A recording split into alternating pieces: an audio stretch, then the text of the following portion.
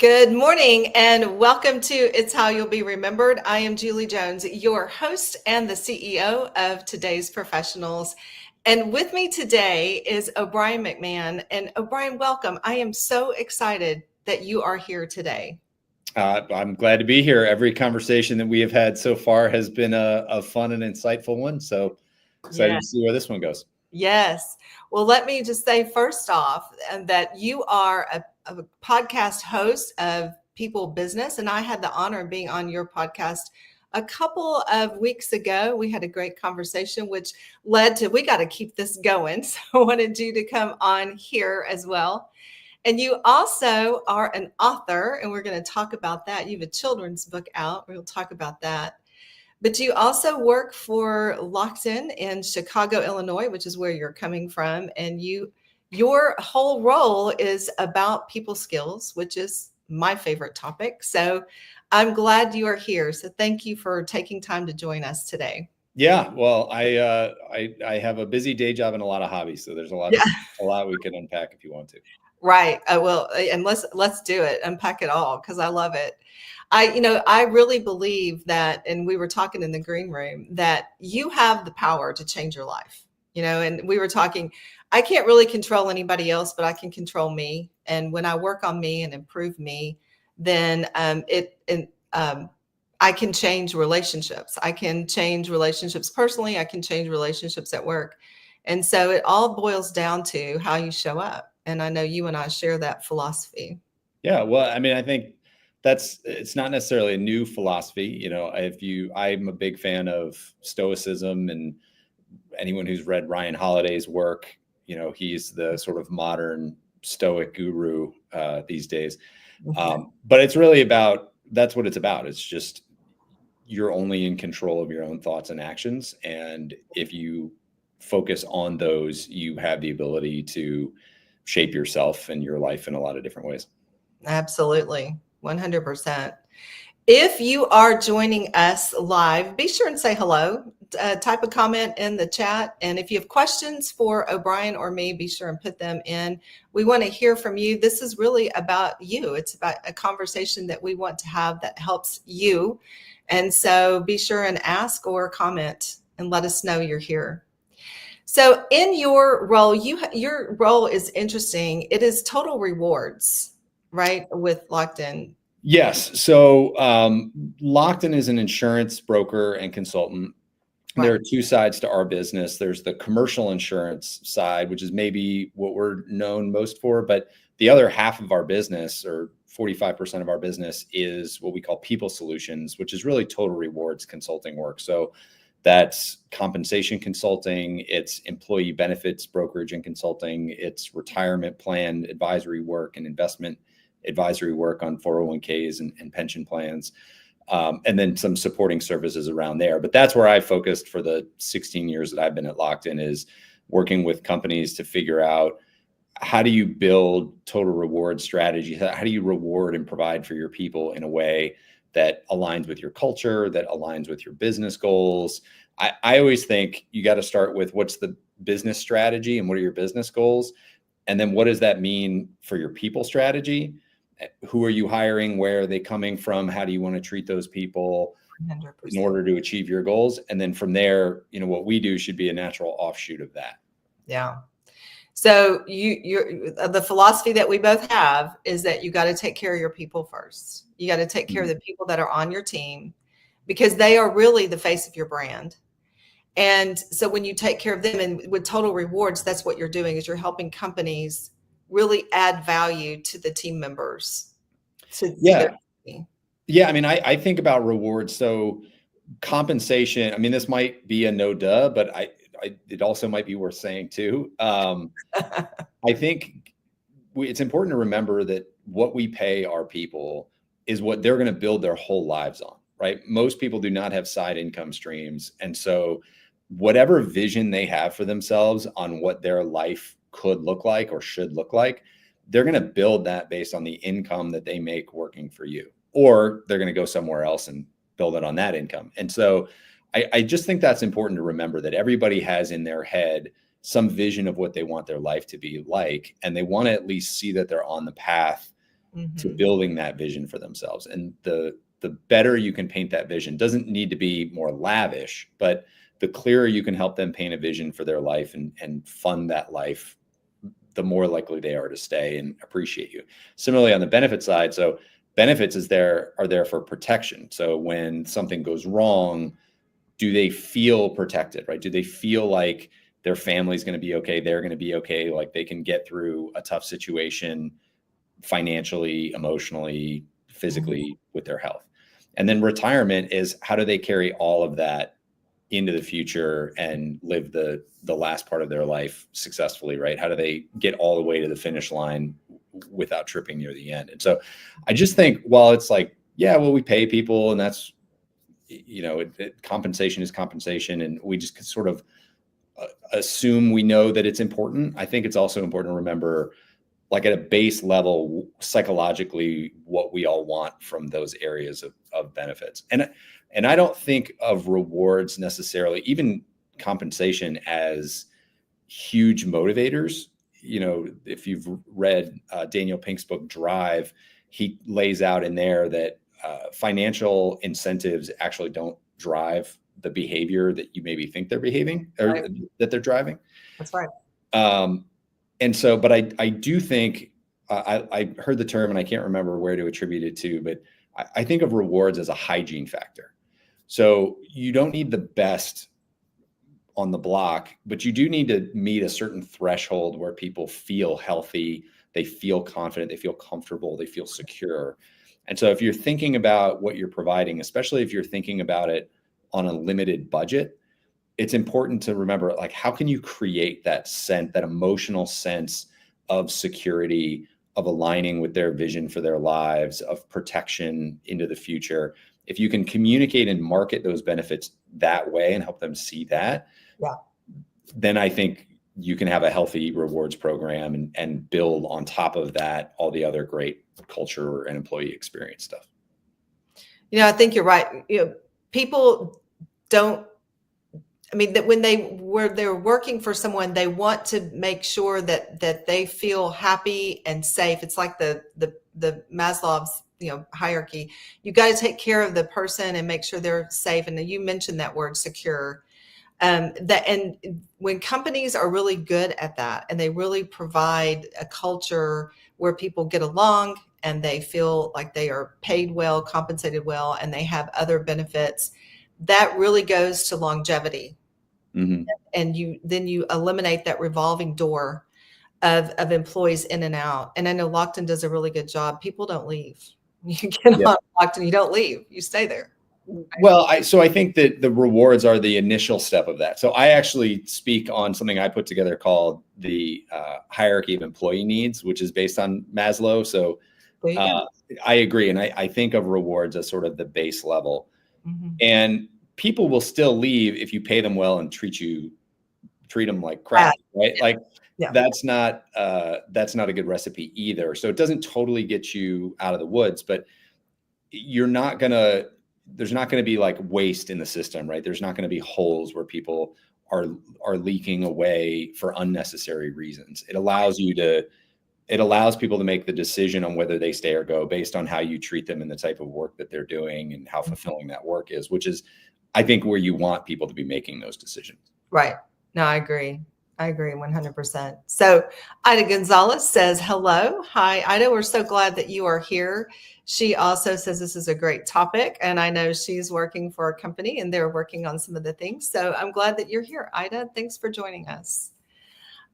So we talk about people skills equal profit, and we're talking about companies really taking care of their team members first.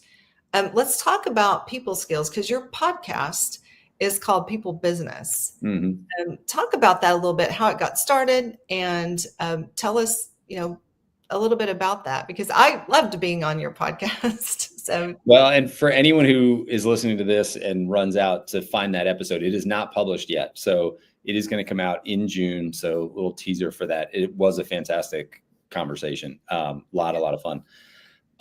So the podcast started at the beginning of the pandemic. I'm in sales and business development, and a big part of what we do is going out and building a network, meeting new people all the time, trying to be helpful to the community. Well, when the pandemic happened, HR, who is predominantly who I work with, they became, in many organizations, the COVID response team, and were just underwater right from go. Right. And we were having conversations about how not only is it not going to be successful to try to reach out and connect with new HR leaders at that time, like you're actually going to burn the bridge. Like it was just so out of touch and out of tune to be trying to do anything business development related during that period of time. But at the same time, we're an entrepreneurial organization. We are trying to be of service to the community. So the kind of the three pillars of Lockton are: be good to your associates, be good to your clients, be good to the community. Right. And so how do you be good to the community? How do you be good to your clients in that type of environment? And I'm a big fan of podcasts. I like long form podcasts where you can really unpack a topic. I love learning about different ways of thinking and being and how you can improve yourself. And so I gathered a few of my friends from my kind of eclectic network who had skills and expertise that were really relevant at the time, the beginning of the pandemic. I just said, hey, would you mind piloting this with me? And they said, sure. And so we launched 3 episodes, and very quickly it caught on. And I was like, okay, I need more episodes. And so I just went out and tried to really make it as relevant as I could at the time, and still do 5 years later. Yeah. But as I was thinking at the theme for it, I wanted to blend it. I said, I want to do this for the community, but if it's only for the community and it's not for me at all, it's going to fade away. I'm going to burn out on this because it's going to be a lot of work. But if it's only for me, I don't need another hobby. I've got plenty of those. And so I had all the sort of people strategy stuff on one side of my whiteboard, and I had all of the personal development, kind of behavioral psychology stuff that I really like on the other side. And this has only happened the once, but I went to bed and I like literally sat up at 4 a.m, and I had business on one side and I had people on the other side. And I said, no, it's the other way. It's people business. And that's how it became the name. I said, I don't need to pick and choose from this. I can do all of it. And it just hit me that every business is a people business. Every person is in business in some way, right? We all have to fund our lives and the visions we have for our lives. And so I kind of narrowed it down to 3 key themes. One is, I believe you can't lead anyone farther than you've led yourself. So how do you improve your own self and lead yourself to be better? 2 is, how do you have better interactions with other people, those interpersonal skills? Yeah. And then the 3rd one is people strategy. So how do you organize and lead people towards some common cause? Because just because people work for you doesn't mean they have to follow you. Like they could quit and walk out the door. There's the saying, people vote with their feet every day. They don't have to show up. They could quit and go get a job somewhere else, especially in a hot economy. And so I think if you can improve in those 3, no matter what you're doing, whether you're an HR leader or a CEO or just an up and coming manager, I think you can be better at what you're doing. And I like that. I've learned a ton from the 211 episodes that we've done. And, hopefully some other people have too. Yes. Yeah. I love it. I think it's a great thing. And I love the way it all came together, and, following philosophies and really focusing on your needs too, because I do believe too, like I'm a professional or personal development junkie.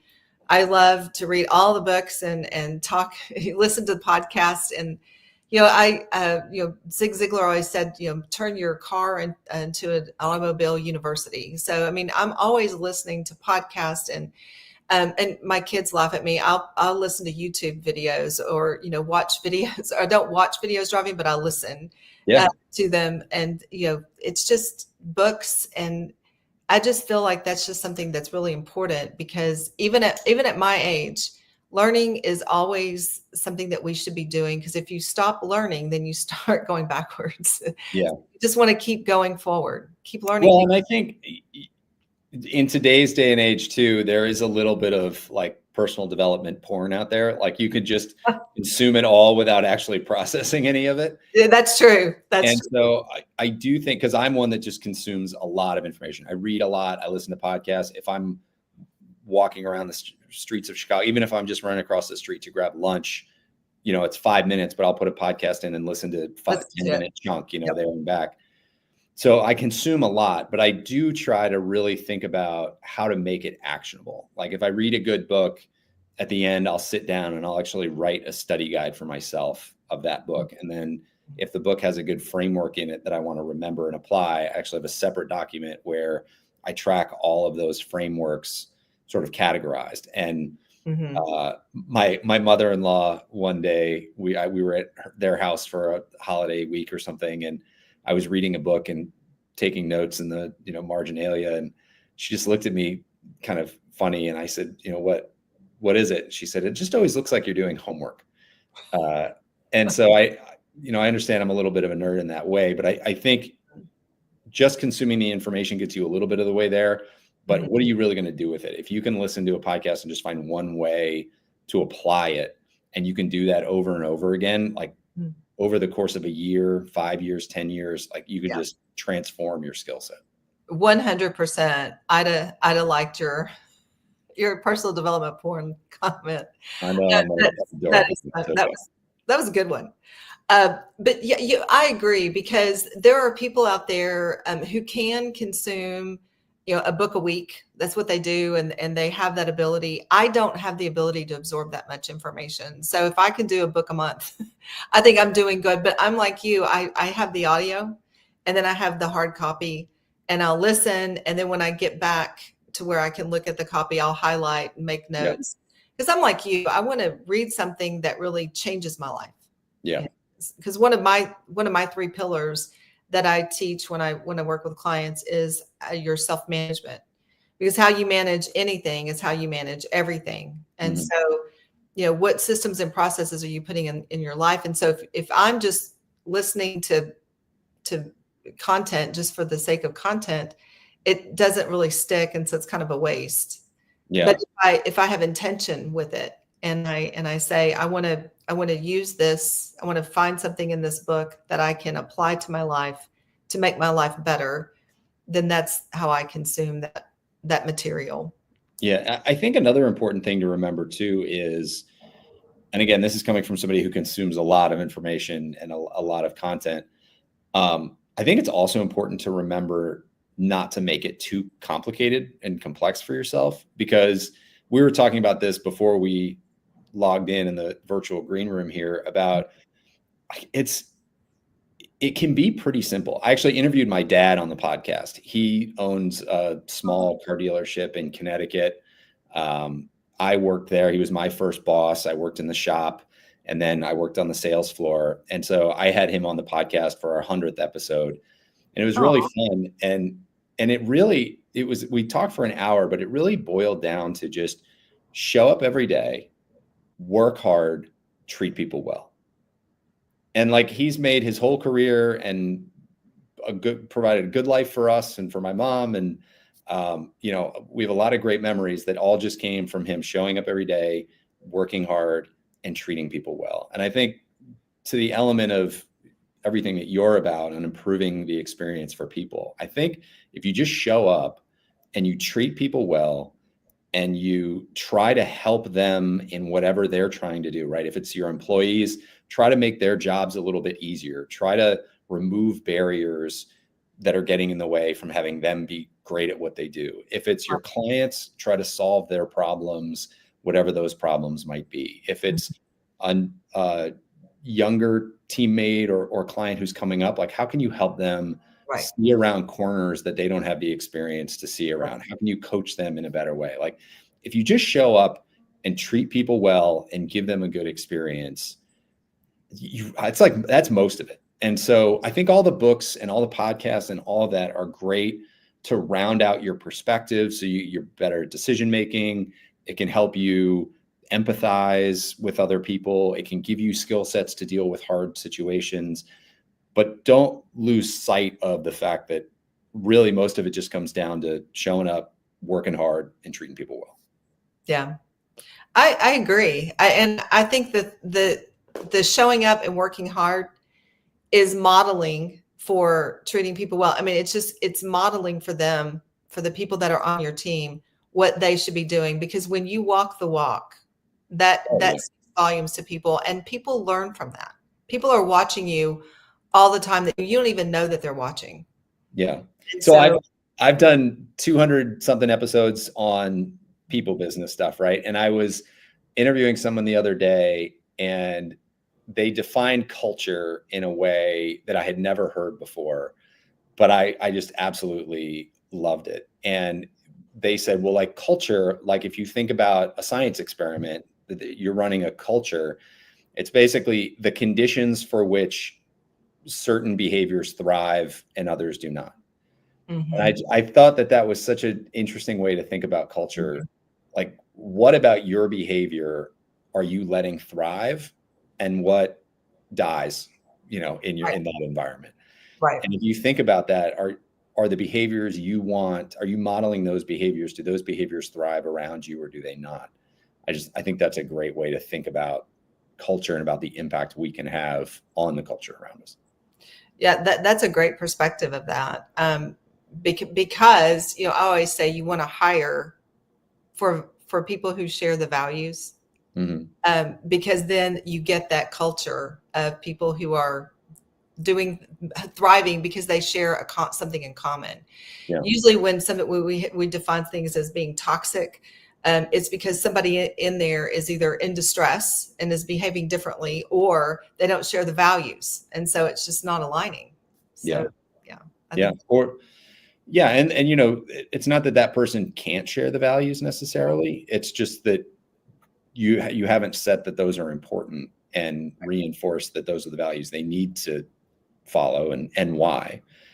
One of the things that I've learned, and I kind of knew it before, but it has only been reinforced having these conversations and working with my clients. People are going to make up a story. Like, there's a story going on in all of our heads, and people are going to make up a story about the benefits you're offering them. They're going to make up a story about whether you care or not about them, why you're making the decisions you're making as a leader. Like, people are going to create a story around everything that they're experiencing. And most of the time that story sucks. And it's just the way we're programmed. I'm guilty of it. I'm sure you're guilty of it. Like, oh, does that a slight on me? Did I do something wrong? Like, we're designed to sort of protect ourselves that way. And so what I've seen the best organizations and teams do is over communicate the values, why they're important, what their culture stands for, the way we behave and don't behave, like why we're doing the things that we're doing. You have to be over communicating to the point that you are just like bored and annoyed with your message, because then it's probably just starting to get through to people. And I've seen that. Lockton does a great job at that. We've grown. We were a $700 million business when I joined 16 years ago. We just crossed the $4 billion mark in our latest fiscal year. And our organization has transformed in a lot of ways. But I'm amazed at how Jack Lockton, our founder's vision, and really the values that he laid out are still at play every day. And he passed away, I think, in like 2002 or 2004. And his brother carried on the torch, and now his son is our CEO. And there's a video playing in our lobby right now talking about Jack and his legacy and the culture that he created and the standards and expectations that he created. Like, we just don't let it go. And, it's almost like you could roll your eyes and be like, oh, it's drinking the Kool-Aid. But that's really what you need in order to reinforce what it is that we're doing here. And the organizations that I've had on the podcast that are just absolutely kicking butt are the ones that are reinforcing that on a really consistent basis. Yeah.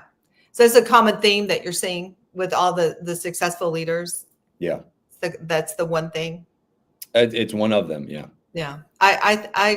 I tend to believe that, because when I read about success stories and businesses and companies who really thrived, that's been something that comes up every time. It's about the values, the people, the culture. And, yeah. Do you read Seth Godin at all? I do. I like Seth Godin. So, you can boil that whole thing down to his concept of people like us do things like this. Like, we all want to be part of a tribe. And for our employees to be able to say, people like us, people at Lockton, people at XYZ company, whatever, people like us do things like this. We behave like this for these reasons. If you tell people that, and it is inspiring, and you are going to bring people who want to be a part of that type of thing. And so if you can communicate that simply, hey, people here do things like this because we believe in X, Right. it goes a long way. Yeah. Yes. And I boil that down to individuals by telling people to let your light shine. Like we really peel back the layers of who you are. We really get an understanding of who you are. And then I encourage people to let your light shine, because those people who are looking for you will find you. Yes. Yeah. So one of my very, very core beliefs is that success in life comes from navigating between polarities. Right. And so you might hear me say, like, we need to indoctrinate people, and people like us do things like this, and we're just trying to create automatons. But that's not true, because on the other side, you have the pole that you're talking about, which is individuality and letting your individual light shine. Mm-hmm. And we need to navigate between those two poles, not wrap ourselves around one. And so I just think you find these poles all over the place. And so you have to both communicate who you are and what you stand for, and then you need to let people express those values in their unique and individual way. And that's what makes a culture really rich, is, hey, here's the culture, but then everybody gets to show up as themselves within that culture. Yes. And that's, to me, that's the balance. Yes, I think so too. 100%. I found that when I was, when I had a plumbing company, and I had people representing me in somebody else's home. And I was like, I'm hiring you because I see something in you that is great, but I want you to also remember that you are representing a brand that's different, but I want you to show up, but I want you also to blend. So, yes. That's something that I think all companies, it's a challenge. How would you communicate that to them? Like, what would the words sound like as you were having that conversation with them? It wasn't a one conversation. It was an overall, over time, this is who we are. These are the conversations, because we had meetings every morning. We had quick huddles for 20 minutes, and it might be a quick training. It might be a debrief. It might just be sitting around talking to each other. But it overall was, this is who we are. And it took a while for people to find their niche. But what I found happened was, if people didn't fit into that culture, they didn't stay long. Yeah. Yeah. If you have a really strong culture, it will weed people out on its own. Mm-hmm. Yeah. And I think it's over time. Yeah. And I think time is important. You want the longevity. You want people to come in and stay. So that's why hiring is so important. What is your hiring process? And I really had to fine tune that. I didn't know what I was doing in the beginning. I was just hiring people and giving them a price book and some keys and saying, here, go plumb. And then I realized, oh, wait, there's a much bigger piece to this that we started to put into place. But it was a learning curve, because I came out of education, now running a company. And so it's like, there was a learning curve there. Yeah. Well, I think that's a good example, though, of, you can apply these principles anywhere. Like, you came out of education, you ran a plumbing company. Now you're talking about etiquette, right? And you're coaching people on etiquette. Like, those are three seemingly very disparate career paths. Right. And yet you found the principles that apply to be successful across all of them. And that's what I like with the show that I do. That's what I try to bring to my clients, is just like, hey, we can get complex with this, and we can implement things with new technologies, and we can communicate in new channels, and we can bring new benefits to bear. But ultimately, we need to remember that people want to feel safe and protected. That's right. Right. They want to be seen, valued, heard, all of that. Right. Yeah. It goes by so fast.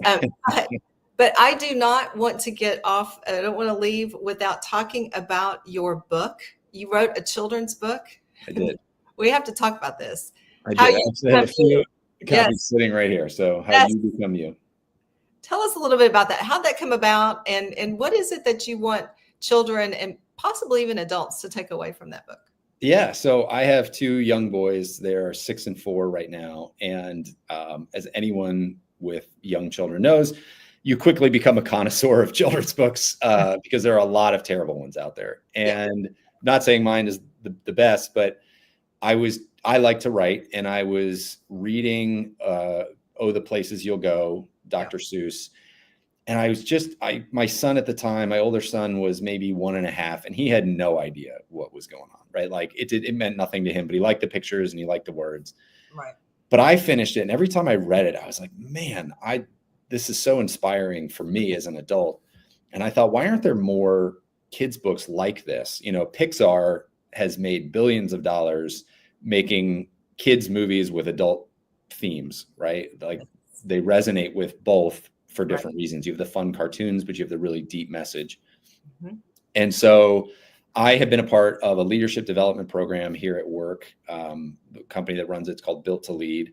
And the founder of that organization, Chet Scott, has built a framework for what he calls building a strong core, a really strong sense of self, under the belief that if you want to be physically strong in the world, you need a strong physical core. If you want to be mentally and emotionally strong, you need a strong psychological core. You need to really know who you are, what you believe, what you love, what you're passionate about, what your principles are, all those kinds of things. Yep.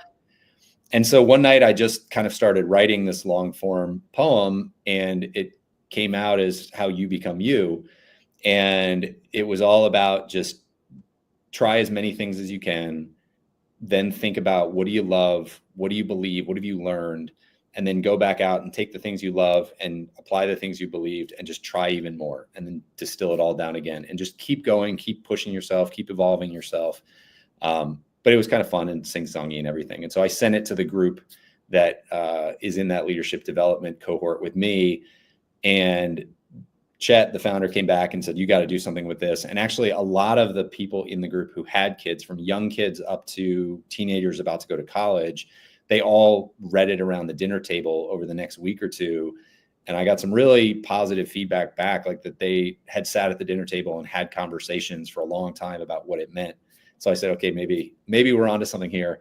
And I'd always wanted to publish something for my kids. I just like that concept of leaving a legacy behind. And so wound up getting an illustrator and published it. And it's self-published. And so it doesn't, didn't have a huge marketing budget, but it has found a home with a good market. And the biggest thing is the emails and letters that I've gotten back